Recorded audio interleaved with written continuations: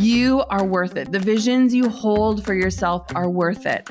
It is not your job to get anyone else to buy your vision. Your vision is yours and yours alone. Hey, my name is Jenna Kutcher, and I am obsessed with all things business, marketing, numbers, and helping you to navigate both the messy and the magical seasons of this thing called life. I'm a small-town mama who took a $300 camera, grew a successful photo biz, and now I work from home and run a 7-figure online business. I teach you the tried and true secrets to building a career you adore. Shy away from the real talk? No way. Money, hardship, growth, loss, and marketing are all topics we discuss here. Think of this as your one-stop shop for happy hour with a gal pal mixed with business school. Pull up a seat, make sure you're cozy, and get ready to be challenged and encouraged while you learn. This is the Goal Digger Podcast. So the other day I was chatting with a few friends, one of whom recently put in his 2 weeks notice for a job that he's held for years upon years. And he looked at me and he asked me, am I crazy? I couldn't sleep last night thinking maybe everyone else is right and I'm a fool to walk away even when there's so much else I want to do. As I recounted that I felt the exact same way when I left my job over a decade ago, it hit me how really scary and daunting that time of my life was, but also how exhilarating it was to drop others' expectations for me, my life, my career, and to go on this journey of carving my own path. This conversation made me think a ton about those early days, the decisions I made, the fear I felt, the conviction I held for what I wanted. I mean, we've all heard the proud exclamations of no regrets when it comes to past mistakes or missteps people have made, because most often those mistakes led to new knowledge and perspective. And so we stand firm that even though it might have been something cringy or disappointing, ultimately, whatever mistakes we've made, they were totally worth the lesson learned. But get this, call me overly curious, but I was actually doing a little research about the origin of the word regret. And I think most of us think it means, I wish I could take back what I said or did in that certain situation. But actually, the word originated in the late 14th century from the old French word regretta, which means to long after, bewail, or lament someone's death. It actually has nothing to do with taking back our own actions and has more to do with honoring the past, even if it's in mourning. If we think in those terms of past mistakes we've made, I think it can actually be a wise thing to maybe regret our mistakes in the sense of lamenting or mourning them as a part of the moving on and learning process. Doesn't mean that we change anything or take back what we've done, but simply that we honor and recognize what's happened, where we went wrong, and then after recognizing it, we can take what we now know and move forward doing better. So today, let's talk about business regrets, meaning the things that I maybe did at the start of my business that I now have more information around and can proudly say that while I wouldn't necessarily change any decisions that I made, I can totally lament that I didn't always make the right ones early on, which, by the way, is more than okay and totally normal. But here's the thing. If I can help anyone else in their first year or years of running a business avoid these things, then I want to be as open and honest and candid as possible. I can, without a doubt, look back with appreciation for each of these mistakes because every one of them led me to where I am today. So I truly wouldn't take them back. Are you ready to live with no regrets? Here we go. New year, new goals, new podcast recommendations. Because if I know anything about you, it's that you love to work with earbuds in, listening to business advice and entrepreneurial secrets from the best of the best. So let me introduce you to my pal, John Lee Dumas, host of the hugely popular Entrepreneurs on Fire podcast. Each weekday, John features an interview with entrepreneurs changing the game and digs into topics that are interesting as they are actionable. How to start your own business during a global pandemic, how business schools set founders up for failure, and the secrets to scaling a business are just a few of those conversations that he's having over on EO Fire. Listen to Entrepreneurs on Fire wherever you get your podcasts. Thanks to Gusto for supporting the Goal Digger podcast. Gusto offers modern, easy payroll and benefits to small businesses across the country. They were even named Best Online Payroll by PC Mag. Get 3 months free when you run your first payroll at gusto.com/goaldigger. Okay, I honestly can't shake the thought of this meme that I saw where someone had gotten a no regrets tattoo, but they accidentally spelt regrets wrong and it reads no regrets. And I just keep laughing to myself as I think about that. So if I start chuckling during this episode, that's literally what I'm envisioning. But real quick, before we talk about the wrongs, I do want to make quick mention of the things that I felt went right early on that allowed me to grow quickly and reach the right people and lay a foundation for a solid business. I'm sorry, but my mom always taught me to seek out the positive in things, so I can't help myself. Before we talk about what I did wrong, let's talk about what we did right.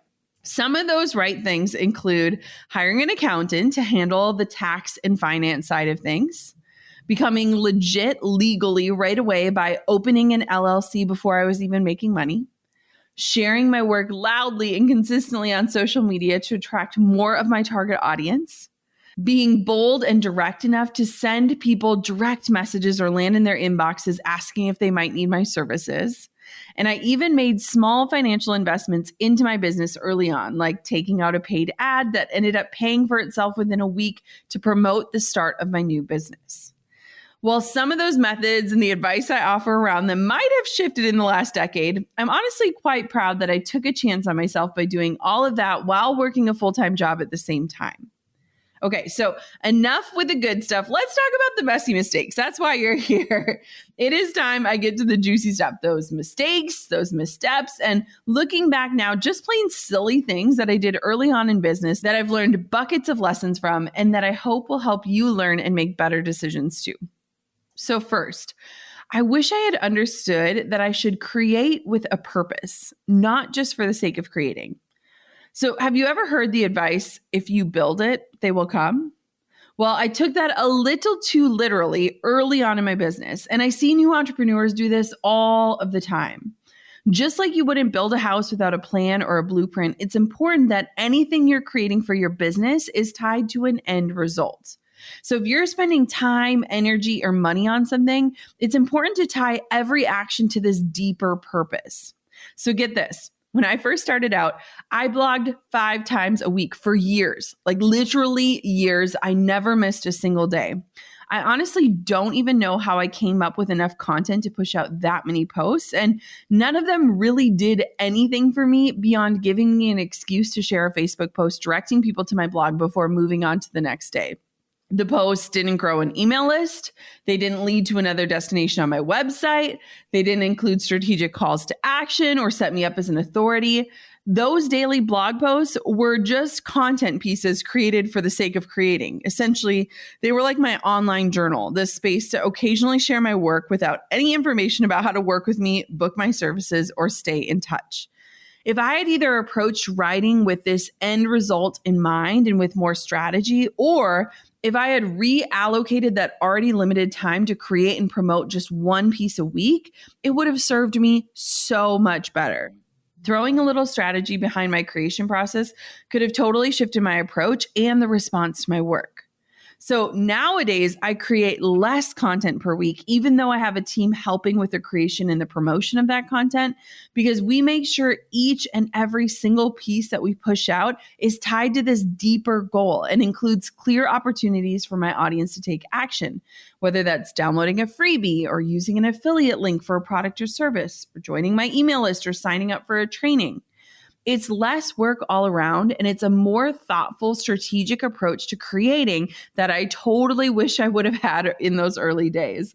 It is wild to me when I log into my WordPress and see that I have published thousands of blog posts. And when I think about how I literally posted Monday through Friday, it didn't matter if it was Christmas or New Year's or Labor Day, I was literally just creating for the sake of creating. I want for you to hear this. It is not always about creating more. It's about the strategy behind the creation. So remember that. Don't make the same mistake I did. Don't put yourself on this hamster wheel of creation without tying it to something deeper, a greater end result. Number 2, I wish that I had set boundaries that would save me from burnout. So this is one of those things that I know in hindsight would have saved me a lot of exhaustion and kept me from overworking myself. Like if I could actually go back in time and change my mindset, knowing what I know now, things might have looked wildly different. And I honestly struggle with this one because sometimes burnout leads to the breakthrough, but when it hits, it can be so hard and tricky to navigate. The truth about burnout is that it never should be the goal or the destination, but it happens to a lot of entrepreneurs and usually leads to things like better boundaries and more balance if we pay attention and we use that burnout as a signal that something's got to change. I honestly don't think there was any other way for me to learn that hard lesson of realizing that I was pushing myself way too hard and that I had to find a better solution to care for my time, my energy, my health, and to really create actual work and life boundaries. From working a set amount of hours and not giving out my phone number to taking every Sunday off and turning down doubleheader wedding weekends, I had to learn the hard way that boundaries aren't selfish. They actually protect you. They protect your creativity. They protect your passion. They protect your longevity in a career. There are so many ways to incorporate your own necessary boundaries that can keep you from overworking yourself or hitting burnout. Because the truth is, when you start a business, you're usually so passionate and on fire that you find yourself becoming obsessed with the work and that feeling of progress. It's like once you get momentum, you simply cannot stop. You're also busy balancing the pressure of doing your own thing and proving people wrong, which is kind of what my neighbor found. And you're trying to make it. And so when you take a bet on yourself, you're likely going to work even harder. You know that that end result is a reflection of you. And so it's really not shocking that we often hit burnout. The first 3 years I was on this upward trajectory as a wedding photographer, I was saying yes to just about everything. I did a ton of crazy things. Like one time I shot 2 weddings in one weekend in different states. I literally finished a wedding in Milwaukee and drove all the way to Minneapolis, hours and hours and hours, only to get a few hours of rest and recharge my gear before the next day. Like I did not necessarily understand how to say no. And I did not really know how to look at what my time was worth.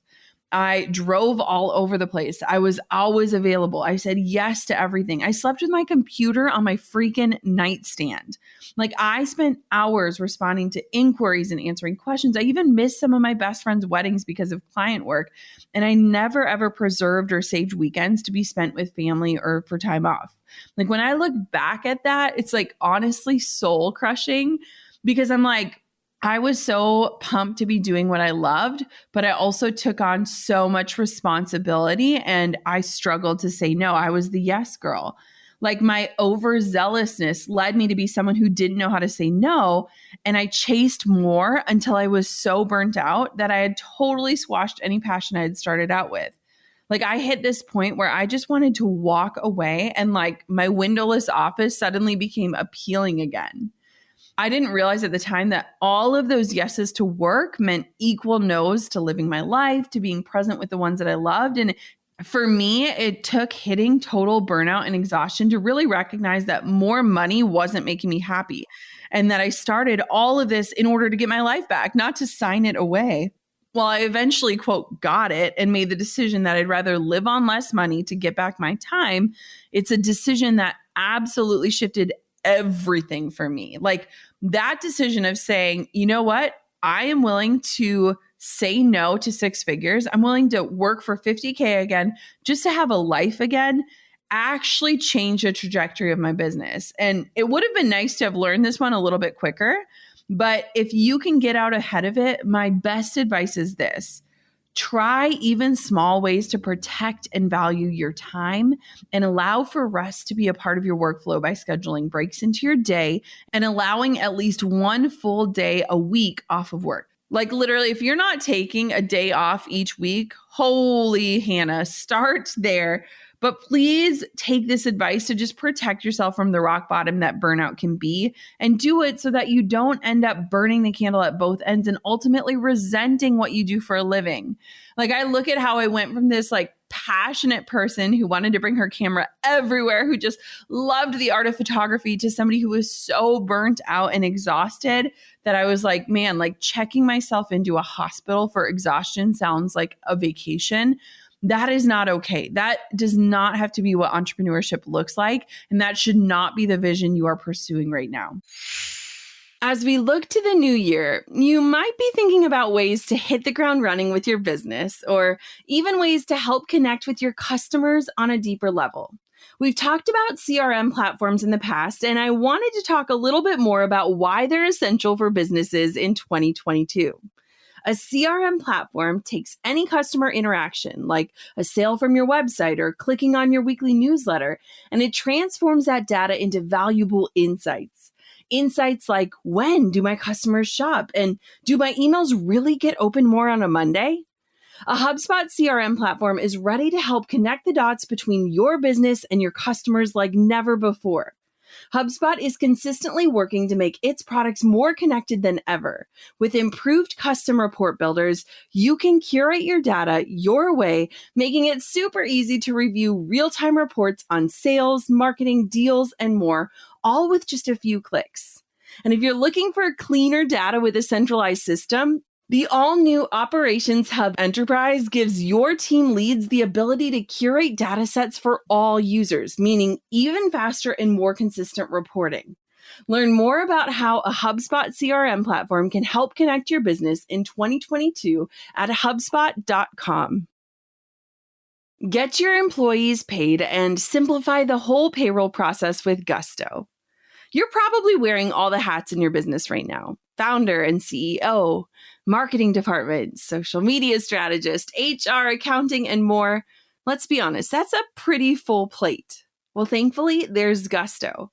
Get 3 months for free when you run your first payroll at gusto.com/goaldigger. Gusto is easy online payroll, benefits, and HR built for modern small businesses all in one place. Gusto offers easy-to-run payroll. It files all of your state, local, and federal payroll taxes, and it even gives you options for managing health benefits, 401ks, and more for almost any budget. Let's have a heart-to-heart real quick. Could your business do more if you hired a team, but the logistics of managing payroll and HR for that team are the thing that's holding you back? Then you need to try Gusto. Get 3 months free when you run your first payroll at gusto.com/goaldigger. Go ahead, give it a try at gusto.com/goaldigger. Number 3, I wish that I had thought beyond my signature service. So we're switching gears here, but since we're going back in time, I want to paint the full picture for you. So I was all in as a wedding photographer. And I honestly was in this stage of life where I couldn't believe that I could get paid to photograph people's weddings. It was such a surreal experience. And all I could think of was, wow, I'm really doing this. Starting out as a photographer, it was pretty natural to think I only had one thing to offer, which was my photography services. And let's be real, it is wise to master the art of the one thing you want to be known for before expanding into a zillion other offers. I was actually really proud of myself for hitting this point where I was turning down the random family sessions or puppy portrait sessions and telling people, I am a wedding photographer. I specialize in wedding photography. Frankly, that was a really good first step. But now looking back, I also realized that there were ways that I could have focused on my one thing, which was photography, while also at least thinking through ways that I could potentially create additional opportunities for revenue around that one thing. Now that I know so much about passive income, digital products, upsells, and affiliate sales, I wish I had been thinking just slightly bigger at the very beginning to give me a taste of what it'd be like and feel like to make some money without always having to trade my time. I mean, at the beginning, most of us are more than willing to trade our time for money. In fact, most times it's the necessary place to begin when starting a business and getting it going from the ground up. But there does come a time of recognizing that the time for money game isn't as freeing as what you had envisioned for entrepreneurship. I mean, where are my fellow service-based friends at? You guys understand the struggle of wanting to show up and serve with your skills, but also wanting to take time off of work occasionally without worrying that the income is just going to completely stop. For me, this reality sunk in when I was actually experiencing our second pregnancy loss. And I actually had to show up to shoot a wedding knowing what was going on inside of my body. The reality that I had built something that meant that if I didn't show up, I wouldn't get paid hit me like a ton of bricks. So even if you're not ready to expand your offerings or you're not 100% sure what additional ways you want to incorporate more passive income, it's important to think about these things even from the early days to help you take action faster than I did. Now, while I eventually figured it out, it took me a few years, and I wish I would have at least thought about ways to incorporate and add in extra revenue streams, even if I didn't implement them right away. Again, it's great to be a master at one thing to get known for that thing, but don't limit your thinking or your dreaming of other ways that you can bring in revenue, specifically ways that aren't trading your time for money. Number 4 is this. This is my number one business regret. Okay, let's walk through it. I wish I would have started my email list sooner. Now, hear me out. When people ask me, like, what is your number one regret? It is this. And I know it sounds so silly and it's not really a shiny thing, but seriously, you guys, your email list is the number one indicator of your business's health and longevity. And it is something I have been talking about literally for years. Even before it was cool or people understood why they needed an email list or what they'd send to one if they even had it, I have had so much conviction on this topic that I could talk about it all day. You can literally scroll back and see that I've been talking about email lists for years. So you might have heard the stat that for every $1 spent on email marketing, an average of $42 is made. But did you know the global email marketing market was valued at $7.5 billion in 2020 and is projected to increase to $17.9 billion by 2027? And beyond those stats, there are 4 billion daily email users. So basically, there is ongoing and exponentially growing power and profitability in pointing your marketing efforts towards email. So much so that 4 out of 5 marketers say they would rather give up social media than email marketing. And I would 100% fall into that camp. By the way, all of these mind-blowing stats come from the marketing pros over at HubSpot. So my email list is my number one asset in my business. It's my number one focus in my business. It's the number one thing I invest in when it comes to business. And it's the number one way I drive sales in my business. If that doesn't prove how important this point is, well, I'm not sure what will. What happened is that I didn't start my email list until years into my photography business and right as I was in the process of starting my side hustle in teaching. It took that pivot for me to realize this and to take action on it because I'd been so distracted by all the other things that I thought I needed to be doing. When I finally knew that I wanted to do something beyond shooting weddings, it felt like I was playing catch up on starting and growing my list. And once I did get started, and I can see now I was so focused on trying to win shiny social media points that don't actually lead to a ton of results or extended brand loyalty or conversions. Here's the other point I want to make. I wish I would have started my email list back when I was a wedding photographer because service providers can benefit insanely from the rewards of email marketing. So I wish I wouldn't have looked at it as like something necessary when I entered this digital education space, but I wish that I would have seen it as an asset that was worth pursuing and investing my time and energy and effort into as a service provider. And that would have laid the foundation for my pivot.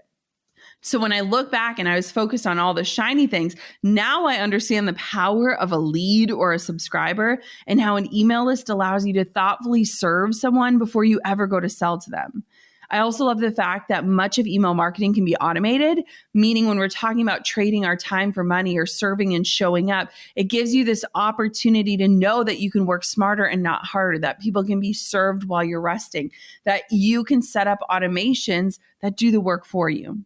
So beyond being the biggest needle mover for my business, email marketing is also one of the most powerful ways that most small businesses communicate with their audience, keep them informed, and make the most sales. In fact, 64% of small businesses use email marketing to reach customers, and that number is growing as entrepreneurs recognize the role that email should hold in their business. It's important when we look at our marketing efforts to recognize that we don't actually own our social media channels and we can't control the experience we offer followers or the frequency our posts are delivered. But with email, we get this opportunity to show up one-on-one into our audience's inbox for this more tailored, personal way of communicating and building trust. If you're like, okay, crap, I'm making this mistake, or I don't want to make this mistake and have this be my number one regret too. If you want to get your hands on my entirely free mini course on how to start your email list, join my 0 to 250 list building challenge. It's complete with tutorials. It walks you through everything. There are short daily assignments to get your list up and running. And you can do this by heading to listbuildchallenge.com to join. Again, that's listbuildchallenge.com. Okay, number 5 is this. I wish I hadn't hid behind my work for so long. It's my last regret. This one is a really easy regret because looking back, I can 100% see and understand why it happened. When you jump into something new, imposter syndrome lurks around every corner, and our biggest desire is to simply blend in and try to fit into our industry so that no one can call us out or call our bluff.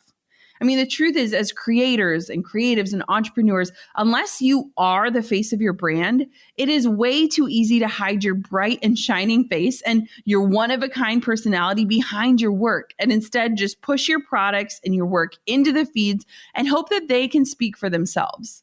Like, I see it so often with artists and photographers and writers and VAs and social media managers and coaches. I mean, it happens to all of us. And I get it because I did the same thing early on in my photography business. I didn't post any photos of myself or my life until about year 3. And truth was, I thought people just wanted to see my work and my photos of clients because after all, that was what I could offer for them and the service that they'd be most interested in booking. But looking back now, I can see how I was playing small and trying to blend in. And I lived with this belief that my work would speak for itself. But what I failed to recognize was that if people connected with me, then they were far more likely to appreciate and want to invest in my work. By hiding who I was actually doing my clients and my audience a disservice. Sprout Social shared that 70% of consumers feel more connected to brands with CEOs who are active on social media, which honestly makes sense when we think about our own user habits. Like, we like connecting with other people and real faces and personalities, not just logos or faceless graphics or products. So when I used a time machine to look at my early website, it was literally just like everyone else's. It was wildly generic. There was zero personality. And I thought it didn't matter, that people just wanted to follow along for my services. But I failed to see that people wanted an experience from me if they were going to work intimately with me as their wedding photographer. And honestly, I failed to acknowledge that I wanted people to choose me for me, not just for the end product. We all talk about this know, like, and trust factor in business and why it's so important, especially as a small business. And it's undeniable that there needs to be this level of trust between your client and you, especially if you don't just want to get picked because you're the cheapest or because your price is the lowest. The quickest way to grow trust is to be true to you, to show off who you are, to share more of the humans behind the offers. There's going to be a lot of people out there who do what you do, but there won't be anyone else who can do it the exact same way that you do it. You are the only person with your story and your outlook and your you-ness. Sharing pieces of your life, your personality, your heart through images of you or stories about your life and your thoughts, beliefs, or values, it allows people to connect not just with your business, but with the mission and the heartbeat behind that business. You want to build a true brand, and a true brand has a personality. And you as a human, as a founder, as a creative, has a personality. So don't just hide behind your business. Don't let yourself believe that your worth is found in your output, but really share about who you are and why you do what you do, because people will respect you and your work so much more, and they'll choose you simply because it's you. Trust me on this one. So now you know all of my deepest, darkest regrets. Just kidding. But seriously, in reality, these are things that I'm actually really glad to be able to look back and say, well, now I know better and I can do better. And in that sense, they are all pieces of my entrepreneurial story and journey that I'm honestly proud of, because they obviously led me to good things like creating better boundaries and learning to lean into my values and to understand who I am better and get creative with my strategies. So I want to know, what do you think? Like, I hope you can take my mistakes and use them for your own benefit. Please do that for the sake of this episode. And maybe you can even cut a few years of your learning curves off while you're at it. It's always fun taking a walk down memory lane with you. So thank you for being here. And just like I told my neighbor, I want to tell you this. You are worth it. The visions you hold for yourself are worth it. It is not your job to get anyone else to buy your vision. Your vision is yours and yours alone. If people want to be the naysayers, if they want to strike you down, if they want to make you doubt what you're doing, let them do that. It's usually a reflection of their own insecurity. But I promise you, if you bet on yourself, if you go all in, if you believe that you are worth betting on and that you can invest in yourself, man, I can't wait to see what you do. So I hope you enjoyed today's episode. I hope you go for it. I hope you learn from my mistakes, and I would love to hear from you. Hop on over to Instagram at Goal Digger Podcast and leave a little message. Tell me what your greatest regret is or what you learned. Like, I love reading and hearing from you about these episodes. And of course, until next time, keep on digging your biggest goals. Thank you so much for being a part of the Goal Digger movement. I'm over here giving you a virtual high five because you just finished another episode of the Goal Digger Podcast. Did that go by way too fast for anyone else? If you want more, head over to goaldiggerpodcast.com for show notes and all the discount codes from today's sponsors. And if you're looking for a new crew of movers and shakers like you to bounce ideas and ask questions, be sure to join my exclusive community for Goal Diggers on Facebook. The link's waiting for you at goaldiggerpodcast.com.